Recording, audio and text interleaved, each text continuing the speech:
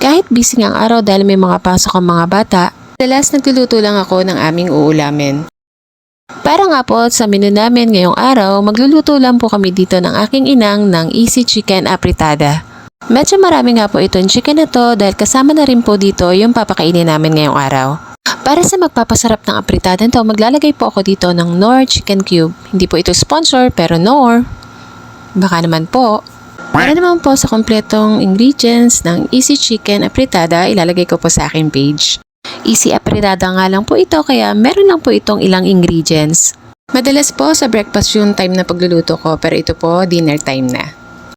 Ilan nga lang ang ingredients nito dahil sobrang mahal ng bilihin ngayon. Sa part na to, napalambot ko na dito yung chicken, patatas, ganun din yung carrots kaya maglalagay na ako dito ng tomato sauce. Para naman sa magpapaganda ng kulay ng ating apritada at magpapalapot nito, naglagay po ako dyan ng tomato paste. At heto na nga po, nakaluto na po ako dito ng Easy Chicken Apritada. Nagsaing nga rin po ako dito ng marami dahil paniguradong mapaparami ng kain ang kakain nito. Sa dalas nga ng pagluluto ko ng chicken, paniguradong lilipad na rin kami. Kaya guys, magluto na rin po kayo, Easy Chicken Apritada. Kain po tayo!